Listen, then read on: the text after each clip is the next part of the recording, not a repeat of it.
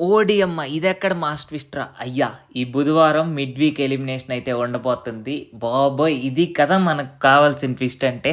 So, mid week elimination maximum 100% బయటికి పంపించరు. ఎందుకంటే Nagarjuna sir stage మీద తీసుకొచ్చి ఆ కంటెస్టెంట్‌తో మాట్లాడించేంత వరకు బయటకైతే పంపించరు. కాబట్టి మిడ్ వీక్ ఎలిమినేషన్ అంటే ఖచ్చితంగా సీక్రెట్ రూమ్ తలుపులైతే తెరుచుకోవాలి. ఏంట్రా సీక్రెట్ రూమ్ అంటే అంత ప్రయారిటీ ఉందా అనంటే ఖచ్చితంగా ఉంది. సీక్రెట్ రూమ్ అంటేనే ప్రయారిటీ 100% ఉంటది. వాళ్ళు సీక్రెట్ రూమ్‌లో కూర్చొని కంటెస్టెంట్స్ అందరిని అబ్జర్వ్ చేసి బయటికొచ్చాక వాళ్ళ గురించి నిజాలు, అబద్ధాలు బయట చెప్పినప్పుడు హౌస్ ఎలా రియాక్ట్ అవుతుంది, అతని పర్స్పెక్టివ్‌లో ఆ కంటెస్టెంట్ మీద ఐడియా వచ్చేసిందంటే మాత్రం ఇంకా ఆ కంటెస్టెంట్‌ని రాంగ్ పర్స్పెక్టివ్‌లోనే చూస్తూ ఉంటారు. సీక్రెట్ రూమ్ అనేది చాలా ఇంపాక్ట్ చూపిస్తది ఈ సీజన్‌లో. దాంతో పాటు వైల్డ్ కార్డ్ ఎంట్రీస్ వస్తున్నారు. వైల్డ్ కార్డ్ ఎంట్రీస్ ఈ వీక్ అంటే ఈ సాటర్‌డే గాని, ఈ సండే గాని వచ్చే అవకాశం 100% ఉంది. ఎంతమంది వస్తారు? 6 మెంబర్స్ వస్తారా? లేదా 9 మెంబర్స్ వస్తారా? అనేది కంటెస్టెంట్స్ చేతిలోనే ఉంది. Maybe survival of the fittest task ఇంకోసారి పెట్టే అవకాశం ఉంది. మరికొంతమంది వైల్డ్ కార్డ్ ఎంట్రీస్‌ని ఆపే అవకాశం గూడా ఉంది. సో, మరి ఇక ఈ ఎక్స్‌ట్రా పాయింట్స్, ఎక్స్‌ట్రా ట్విస్ట్స్‌లోకెళ్ళేక ముందు మన ఎపిసోడ్‌లో ఏం జరిగిందో చూసేద్దాం. ఫైనల్‌గా మన సోనియా గారైతే ఎలిమినేట్ అయిపోయారు. నిన్నటి నుంచి వార్తలు స్ప్రెడ్ అవుతూనే ఉన్నాయి. సోనియా గారు ఎలిమినేట్ అయిపోయారు. కొంతమంది ఏమన్నారంటే సీక్రెట్ రూమ్‌లోకెళ్తుంది అని చెప్పన్నారు. అన్నీ తప్పయ్యాయి. సోనియా గారైతే డైరెక్ట్‌గా ఎలిమినేట్ అయిపోయారు. సో, అంటే బయటకే వెళ్ళిపోయారు డైరెక్ట్‌గా. సీక్రెట్ రూమ్ లేదు, రీ ఎంట్రీ లేదు, ఏమీ లేదు. సీక్రెట్ రూము ఈ వెన్స్‌డే నాగార్జున సార్ చెప్పినట్లు మిడ్ వీక్ ఎలిమినేషన్ ద్వారా ఎలిమినేట్ అయ్యే అవకాశం ఉంటది. అది వెన్స్‌డే అన్నా జరగచ్చు, లేదా థర్స్‌డే అన్నా జరగచ్చు. మీకిష్టమైన కంటెస్టెంట్‌ని ఖచ్చితంగా ఇప్పటినుంచే ప్రతి ఒక్క ఓట్ ఇంపార్టెంట్ కాబట్టి మీకిష్టమైన కంటెస్టెంట్‌ని ప్రతి ఒక్కరు ఓట్ చేసి అయితే గెలిపించుకోండి. ఫస్ట్ 3-4 డేస్‌లోనే ఓట్స్ అనేది చాలా కీలకం, చాలా ఇంపార్టెంట్. సో, చూసి జాగ్రత్తగా ఓటింగ్ అనేది చేయండి. మరి ఎపిసోడ్‌లోకెళ్ళిపోతే ఎపిసోడ్‌లో స్టార్టింగ్ ఫన్ టాస్క్స్‌తో స్టార్ట్ చేశారు. మనకు తెలిసిందే కదా! సండే అంటే ఫన్ డే. చాలా సింపుల్ టాస్క్ అండి. ఫోటో పట్టు, గెస్ కొట్టు. సో, నార్మల్‌గా బ్యాక్‌గ్రౌండ్‌లో ట్యూన్స్ అయితే ప్లే అవుతుంటాయి. ఆ ట్యూన్స్‌లో ఏ కో స్టార్స్ అయితే యాక్ట్ చేశారో వాళ్ళ ఫోటోస్ తీసుకొచ్చి వాళ్ళ క్లాన్స్‌లో పేస్ట్ చేయాలనమాట. సో, ఈ టాస్క్‌లో మొత్తం 100% ఆడింది మన విష్ణుప్రియ. అసలు ఈ షోలో ఈ ఎపిసోడ్‌లో మొత్తం విష్ణుప్రియనే నాకు తెలిసినంత వరకు. సో, నాకు బాగా ఒకటి అర్థమవుతుంది ఏంటంటే, ఈ సండే ఫన్ డే యాక్టివిటీస్ వచ్చినప్పుడల్లా విష్ణుప్రియ ఆడియన్స్ అందరిని ఆకట్టుకుంటుంది. నార్మల్‌గా యూట్యూబ్ కామెంట్స్‌లో కూడా గమనిస్తున్నాను. విష్ణుప్రియకి ఆ క్రేజ్ ఎక్కడి నుంచి వస్తుందంటే మొత్తం ఎంటర్‌టైన్‌మెంటే. టాస్క్స్‌లో ఆమె ఎంత ఆడుతుంది 100%, 50% అని చెప్పని పక్కన పెడితే మాత్రం ఎంటర్‌టైన్‌మెంట్ మాత్రం 100% ఇస్తుంది. ఆమె కొంచెం వియర్డ్‌గా చేస్తున్నా, కొంతమంది క్రింజ్ అనిపిస్తున్నా కానీ మాక్సిమం ఫ్యామిలీ ఆడియన్స్ అందరూ ఎంటర్‌టైన్ అవుతున్నారు కాబట్టి సో, ఆమెకి ఖచ్చితంగా ఆ ఆడియన్స్ అనేది పెరుగుతున్నారు. ఓటింగ్ అనేది కూడా పెరుగుతుంది దీనివల్ల.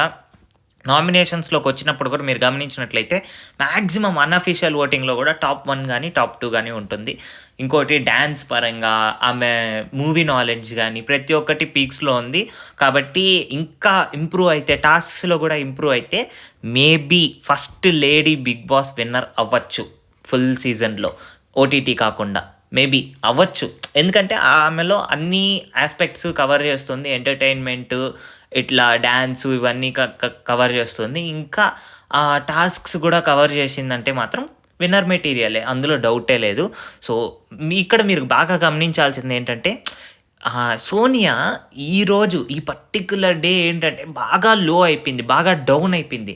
ఆమె చెప్తున్న విధానం ఏంటంటే, నేనేమి ఒకరిని ఇన్‌ఫ్లుయెన్స్ చేయలేదు. వాళ్ళని అన్నదమ్ముల్లాగా ఊహించుకున్నాను, అనుకున్నాను కాబట్టి నార్మల్‌గా నా పరంగా నేను సజెషన్స్ అయితే ఇస్తున్నాను.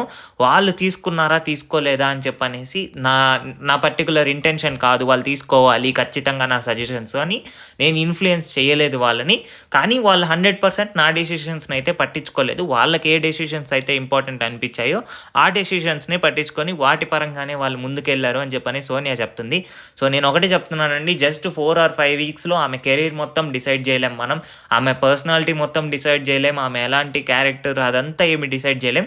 బట్ బిగ్ బాస్‌లో ఆ పర్టిక్యులర్ టాస్క్స్ అప్పుడు లేదంటే ఒక మాట మాట్లాడేటప్పుడు అలా మనం నోరు జారడం అవన్నీ కామన్ అండి. సో, ఈ షో లైఫ్‌ని బేస్ చేసుకొని రియల్ లైఫ్‌నయితే ఎవ్వరు జడ్జ్ చేయలేరు. సో, బయట ఎప్పుడైనా నార్మల్‌గా సోనియా గారి మీద గూడా ఈ ట్రోల్స్ ఇవన్నీ ఆపేయడం మంచిది. ఎందుకంటే ఆమె రియాలిటీ షోలో ఎలా ఉండాలనుకునిందో ఆమె పరంగా అలా ఉనింది. దాన్ని బట్టి రియల్ లైఫ్‌నయితే జడ్జ్ చేయలేం ఖచ్చితంగా.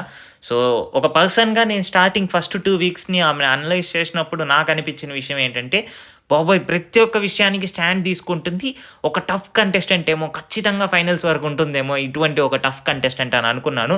చూసారా ఎలా ఫ్లిప్ అయిపోయిందో నార్మల్‌గా జస్ట్ 3 ఆర్ 4 వీక్స్ కూడా లేదు. 4థ్ వీక్‌లోనే ఎలిమినేట్ అయిపోయింది. అంతే ఇప్పుడు ఎలా ఉండాలనుకున్నాము. ఇప్పుడు ఆమె దృష్టిలో ఆమె అంటుంది నార్మల్‌గా అందరూ నన్ను సైడ్ చేసేసారు. కాబట్టి అందరికి నేను నెగెటివ్ రోల్‌లాగా కనిపిస్తున్నాను. బట్ నాతో బాగా ఉన్న ఫ్రెండ్‌షిప్ చేస్తున్న మన పృథ్వీ, నిఖిల్‌ని అడిగి చూడండి నేనెంత మంచిదాన్నో తెలుస్తుంది అనేది. ఆబ్వియస్‌గా అంతే కదా! ఇప్పుడు పృథ్వీ, నిఖిల్ ఆమెతో అంత క్లోజ్‌గా ఎందుకున్నారు? అంటే ఆమేమి మందేం పెట్టలేదు. నార్మల్‌గా ఫ్రెండ్‌షిప్ చేసే విధానంలో ఉంది. వాళ్ళిద్దరూ ఆమెతో బాగా ఫ్రెండ్‌షిప్ చేశారు కాబట్టి ఆమె మైండ్ సెట్‌ని ప్రతి ఒక్కటి బాగా రీడ్ చేయగలిగారు. ఓకే. తను ఇలా ఉంటుందా? సో, తను గూడా మంచిదే అని చెప్పనేసి వాళ్ళకనిపిచ్చింది. మిగతా వోళ్ళందరికీ తప్పనిపిచ్చడంలో ఎందుకంటే వాళ్ళతో అంత కలవలేదు కాబట్టి, వాళ్ళతో అంతా వాళ్ళ పాయింట్ ఆఫ్ వ్యూని షేర్ చేసుకోలేదు కాబట్టి, మిగతా వాళ్ళందరికీ అంత కరెక్ట్ అనిపించలేదేమో. మేబీ ఆమె పర్స్పెక్టివ్‌లో ఆమె కరెక్ట్ అయ్యుండొచ్చు. బట్ ఆడియన్స్ పర్స్పెక్టివ్‌లో అయితే ఆమె తప్పని ప్రూవ్ అయింది. బయటకైతే వెళ్ళిపోయింది. సో, నేను అదే చెప్తున్నాను. ఫస్ట్ 2 వీక్స్‌లో గ్రాఫ్ పైన ఉండేవాళ్ళు గూడా థర్డ్ ఆర్ ఫోర్త్ వీక్‌లో ఎలిమినేట్ అయిపోతున్నారంటే చెప్తున్నాను 1 ఆర్ 2 వీక్స్ స్పాన్ గూడా అవసరం లేదు ఆడియన్స్ ఎలిమినేట్ చేయడానికి. జస్ట్ ఒక డే పెర్ఫార్మెన్స్ లేదా ఒక ఎపిసోడ్ పెర్ఫార్మెన్స్ కూడా అయ్యుండొచ్చు. జస్ట్ 1 ఎపిసోడ్‌లో నీ గ్రాఫ్ అలా కింద పడిపోయే అవకాశం అయితే ఖచ్చితంగా ఉంటుంది. సో, ఈ గేమ్ ఏదైతే ఉందో ఆ గేమ్‌లో మన కాంతార క్లాన్ అయితే యునానిమస్‌గా గెలిచింది. మొత్తం థాంక్స్ ఎవరికి చెప్పుకోవాలంటే మన విష్ణుప్రియకైతే చెప్పుకోవాలి. ప్రైజ్ మనీ గురించి కూడా అనౌన్స్ చేశారండి. చెప్పాను కదా మనం ప్రతి వీక్ వాళ్ళు ఎంత ఎర్న్ చేస్తున్నారనేది సండే రోజు పూర్తిగా ప్రైజ్ మనీ వివరాలైతే చెప్పబోతున్నారు మన Nagarjuna sir. So, every week కంటిన్యూస్‌గా చెప్తూ వచ్చారు. ఈ వీక్‌లో మొత్తం 15 లాక్స్ ప్రైజ్ మనీ అయింది. ఇప్పుడు వాళ్ళ దగ్గర 15 లాక్స్ ప్రైజ్ మనీ అయితే ఉంది. అది పెరిగే అవకాశం ఉంది. సో, ఇలానే ప్రతి వీక్ 5 లాక్స్, 5 లాక్స్, 5 లాక్స్ యాడ్ అవుతూ పోతుంటే ఎక్కువగా అయిపోతది నాకు తెలిసి. కానీ అంత ప్రైజ్ మనీ అయితే ఇవ్వరు. 50 లాక్స్ లోపే ఉంటది ప్రైజ్ మనీ. ఒకవేళ యాడ్ చేస్తే ఒక 5-10 లాక్స్ యాడ్ చేసే అవకాశం ఉంటది. కానీ మాక్సిమం ఈ 50 లాక్స్ లోపలే ఉంటది. సో, మధ్యలో కొన్ని టాస్క్స్ సరిగ్గా ఆడలేదనో, లేదంటే వాళ్ళ పెర్ఫార్మెన్స్ సరిగ్గా లేదనేసో ప్రైజ్ మనీ డిక్రీజ్ చేసే అవకాశం కూడా ఉంటది. సో, బిగ్ బాస్ ప్లాన్ చేశారు కాబట్టి ఎలా అయినా ఉండొచ్చు. అందులోనూ ఈ సీజన్‌లో ట్విస్ట్స్ అండ్ టర్న్స్ ఎక్కువ ఉన్నాయన్నారు కాబట్టి అది ఎలా అన్నా రివర్స్ కొట్టొచ్చు ప్రైజ్ మనీ విషయంలో. ఇక ఎపిసోడ్‌లోకి వెళ్ళిపోతే మనకు సెకండ్ టాస్క్ ఇంకోటి పెట్టారు. ఇది మీకే అంకితం అని చెప్పనేసి సింపుల్‌గా కొన్ని పదాలు ఇచ్చి ఆ పదాలతో అది ఎవరికి అంకితం అనేసి చెప్పమని చెప్పారు. సో, ఇక్కడ నాకు కొన్ని విషయాలు క్లారిటీ లేదని అనిపించిందండి. నార్మల్‌గా వీళ్ళు కొన్ని పదాలొచ్చాయి. లైక్ ఫేక్ అని, సేఫ్ ప్లే అని చెప్పనేసి ఇలాంటి పదాలొచ్చినప్పుడు ఎందుకో కంటెస్టెంట్స్ కొంచెం బ్యాక్ స్టెప్ ఏస్తున్నారని అనిపిస్తుంది. ఏదైనా నువ్వు చెప్పాలి అనుకున్నావు. ఇప్పుడు ఫేక్ పలానా వాళ్ళు ఫేక్ కనిపించారు. డైరెక్ట్‌గా వాళ్ళ మొఖం మీద చెప్పేయాలి. అప్పుడే చాలా క్లారిటీతో ఉందిరా ఓకే. తన పాయింట్ ఆఫ్ వ్యూ చాలా షార్ప్‌గా ఉంది. ఈజీగా ఏదైనా పాయింట్ ఉంటే చెప్పగలుగుతుంది అని చెప్పనేసి బయట ఆడియన్స్ దృష్టిలో అందరికీ అయితే అనిపిస్తుంది. కానీ నార్మల్‌గా మనమేదో లైక్ ఈ పాయింట్ ఆఫ్ వ్యూ చెప్తే వాళ్ళు ఫీల్ అవుతారేమో, లైక్ నేను ఇలా అనుకుంటున్నానంటే వాళ్ళు ఫీల్ అవుతారేమో అని చెప్పనేసి నామినేషన్స్‌ని వీటన్నిటిని దృష్టిలో పెట్టుకొని బ్యాక్ స్టెప్ ఏస్తున్నట్టు నాకు అనిపించింది. ముఖ్యంగా నాకు నిఖిల్ దృష్టిలో అయితే నిఖిల్ చేసిన పనైతే నాకు అలానే అనిపించింది నార్మల్‌గా. ఎందుకంటే నిఖిల్‌కి ఒక సేమ్ ఇలాంటిదే ఒకటొచ్చింది. ఫేక్ అనేసో ఏదో వస్తే ఆయన సింపుల్‌గా లైక్ సార్ నేను ఇది చెప్పలేను. మళ్ళీ టీమ్ ఏదైనా ఫీల్ అవుతారు. లేదంటే అక్కడ ఉండే కంటెస్టెంట్స్ ఏదైనా ఫీల్ అవుతారు అని చెప్పనేసి సేఫ్ గేమ్ ఆడడానికి అయితే ట్రై చేస్తున్నారు. అదంతా అవసరం లేదు. నిఖిల్ ఫస్ట్, సెకండ్ వీక్‌లో ఎంత కరెక్ట్‌గా మాట్లాడేవాడో సేమ్ ఇప్పుడు ఏ విషయం వచ్చినా కానీ అలాంటి ప్రాపర్ రీజనింగ్‌తో, ప్రాపర్ పాయింట్ ఆఫ్ వ్యూతో ఈజీగా ఆయన పాయింట్‌ని క్లారిటీగా చెప్పాల్సి ఉంటది ఖచ్చితంగా. ముక్కుసూటిగా ఉండాలి. అంతేగాని భయపడుతూ వెనకడుగేసి ఓకే. వీళ్ళు నన్ను నామినేట్ చేసేస్తారేమో, లేదా వీళ్ళు నన్ను తప్పుగా అర్థం చేసుకుంటారేమో అనేసి బ్యాక్ స్టెప్ అయితే ఎయ్యాల్సిన అవసరం లేదు అని చెప్తున్నాను. ఇక్కడ ఎవరు ఒకరి ఫ్రెండ్స్ కాదు, ఎవరు రిలేటివ్స్ కాదు. Just reality షోలోకొచ్చాము. మనమేంటో మనం ప్రూవ్ చేసుకోవాలి. మనం ఎంత జెన్యూన్‌గా ఉన్నామో మనం ప్రూవ్ అయితే చేసుకోవాలి. అంతేగాని ఒక స్టెప్ బ్యాకేసేసి ఇలా ఉందాం, అలా ఉందాం అని చెప్పంటే మాత్రం ఇక్కడ నడవదు. చూసారు కదా! ఎవరైతే తడబడుతున్నారో ఆ పర్టిక్యులర్ వీక్‌లో ఎవరైతే తడబడ్డారో వాళ్ళందరూ బయటికి పోతూనే ఉంటారు.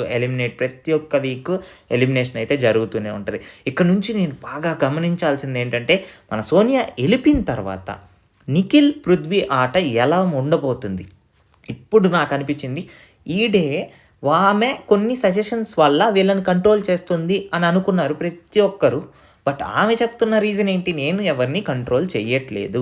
మొత్తం వాళ్ళ పర్స్పెక్టివే. ఇది నాకు సంబంధమే లేదు అని చెప్పనేసి. సో, నేను ఇక మీదట గేమ్ చూడాల్సింది మన నిఖిల్, పృథ్వీ ఎలా గేమ్ ఆడబోతున్నారు. ఇన్ని రోజులు సోనియా ఇన్‌ఫ్లుయెన్స్ చేసిందా? సోనియా ఇన్‌ఫ్లుయెన్స్ వల్లే వాళ్ళు ఆగిపోయారా? లేదంటే ఇన్ని రోజులు ఆమె సజెషన్స్ ఏమీ పట్టించుకోకుండా వీళ్ళ గేమే వీళ్ళు ముందుకు తీసుకెళ్లారా? అనేది ఇక మీదట మనకు తెలుస్తది. ఎలా అనుకుంటున్నారా? ఆమె వెళ్ళిపోయింది కాబట్టి ఇక ఏ డెసిషన్ అయినా వాళ్ళే తీసుకోవాలి. వాళ్ళ ఓన్ డెసిషన్స్, పర్సనల్ డెసిషన్సే తీసుకోవాల్సి ఉంటది ఖచ్చితంగా.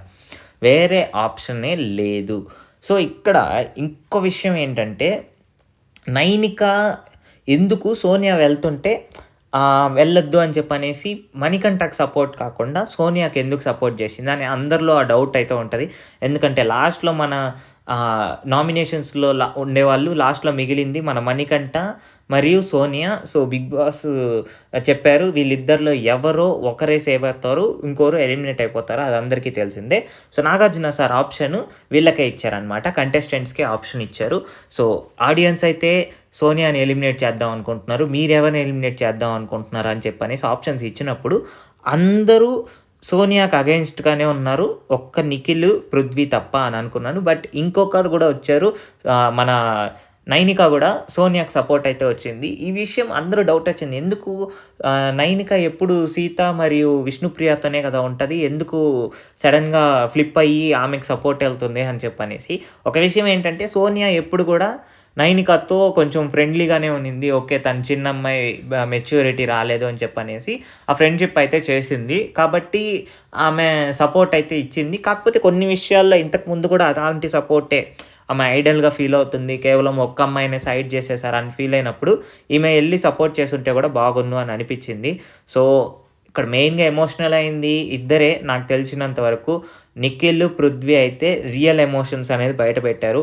సోనియా ఎలిమినేట్ అవ్వడం వాళ్ళ గేమ్‌ని కింద పడేయొచ్చు. లేదంటే పైకి కూడా తీసుకెళ్ళొచ్చు. మొత్తం వాళ్ళ చేతిలోనే ఉంది. ఎలా రియాక్ట్ అవుతారు అని చెప్పనేసి.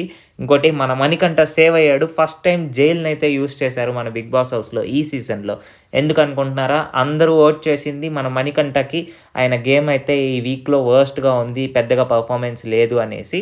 సో, ఆయన్నైతే జైల్‌లో ఏసేశారు. మన సోనియానైతే డైరెక్ట్‌గా ఎలిమినేట్ అయితే చేసేశారు. సో, మణికంఠ గురించి మాట్లాడుకుంటే నాకు నార్మల్‌గా చాలామంది ఇప్పుడు కూడా మణికంఠకి ఓట్స్ ఏస్తున్నారు.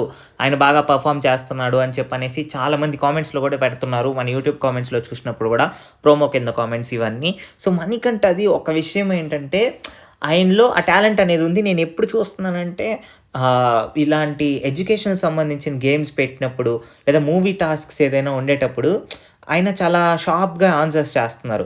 బట్ ఫిజికల్‌గా మనకు చూస్తేనే తెలుస్తుంది. అంత స్ట్రాంగ్ కాకపోయినా గానీ ఆయన 100% ఎఫర్ట్స్ అనేది పెట్టడానికి ట్రై చేస్తున్నారు. ఈవెన్ దో ఆయనకి దెబ్బలు తగులుతున్నా గానీ, లేదంటే ఏదైనా ఇంజ్యూరీస్ అవుతున్నా కానీ ఎక్కడ ల్యాక్ ఉందంటే మాత్రం ఖచ్చితంగా ఆయన క్లారిటీలోనే ల్యాక్ ఉందండి. సో, క్లారిటీ ప్రాపర్‌గా మెయింటైన్ చేసి ఇంత ఎమోషనల్ డ్రామా అంతా బయట పెట్టకుండా నార్మల్‌గా ఒక మంచి క్లారిటీతో ముందుకు వెళ్ళి ఓకే. మనకు బయట సపోర్ట్ వస్తుంది కాబట్టి ఆయన గేమ్స్‌లో పెట్టే 100% ఎఫర్ట్స్ బయట కనిపించేలాగా అంటే కొన్నిసార్లు తింగర్‌లాగా ఆడుతాడు నార్మల్‌గా. ఎక్స్‌ట్రాస్‌లో కూడా చూసాము. కొంచెం తలతిక్కలుగా ఆడినాడు.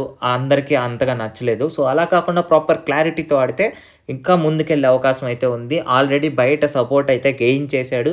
అది ఎమోషనలో, సింపతియో, డ్రామా చేసో ఏది చేసైనా గానీ బయట సపోర్ట్ అయితే ఇప్పుడు గెయిన్ చేశాడు. కాకపోతే మరీ ఆ హౌస్ వాళ్ళు అనుకునే అంత కన్నింగ్ కాకపోయినా గానీ కొంచెం ఇన్నోసెంట్ యాంగిల్ అయితే ఉంది నార్మల్‌గా. బట్ దాన్ని గేమ్ పరంగా కూడా 100% ఎఫర్ట్స్ పెట్టి ముందుకు తీసుకెళ్తే మాత్రం ఆయన కూడా ఒక 10-12 వీక్స్ ఉండే అవకాశం ఖచ్చితంగా ఉంది.